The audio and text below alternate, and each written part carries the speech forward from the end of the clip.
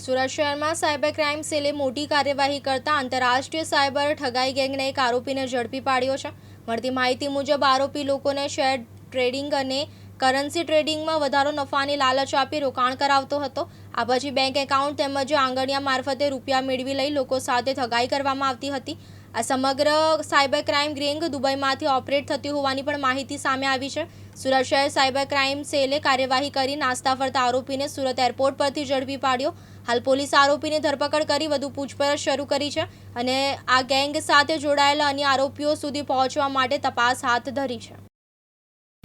ગયા વર્ષમાં સુરત શહેર સાયબર સેલ દ્વારા આઈવી ટ્રેડની ઓફિસ જે ઉત્તરાયણ ખાતે હતી ત્યાં રેડ કરવામાં આવ્યું હતું અને જ્યાં તપાસ દરમિયાન બહાર આવ્યું કે વધારે વળતરની લાલચ આપીને એ લોકો સાથે રોકાણ કરાવતા હતા અને ખરેખર એકચ્યુઅલી કોઈ પણ જગ્યાએ રોકાણ નથી કરાવતા હતા અને તમામ પૈસા હવાલા અથવા તો આંગણિયા મારફતે દુબઈ ખાતે મોકલી આપતા હતા।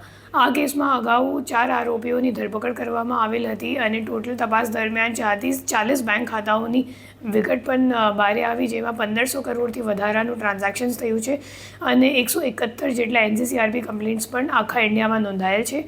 આ જ કેસમાં હવે એક બીજા પાંચમા આરોપીનો ધરપકડ કરવામાં આવ્યો છે, જેમનું નામ છે અલ્પેશ વઘાસિયા, જે ખરેખર એ જે આઈવી ટ્રેડવાળી દુકાન છે એમને ભાડા ઉપર લઈને પછી ત્યાં ઓફિસ ચલાવતો હતો અને અલ્પેશ વઘાસિયાની ધરપકડ સુરત એરપોર્ટ ખાતેથી કરવામાં આવ્યું છે। એ છેલ્લા 1 વર્ષથી દુબઈ ખાતે હતો અને દુબઈથી જ્યારે અહીંયા આવ્યું તો લુકઆઉટ સર્ક્યુલરના ઝરીએ અમે લોકોને ખબર પડી કે એ સુરત પહોંચી ગયું છે અને તરત જ એમની ધરપકડ કરવામાં આવી છે।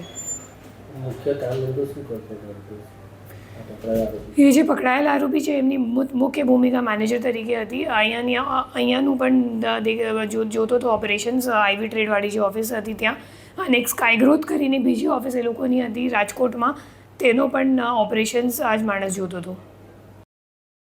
સાબિર સૈયદ, દિવ્યાંગ ન્યૂઝ, સુરત।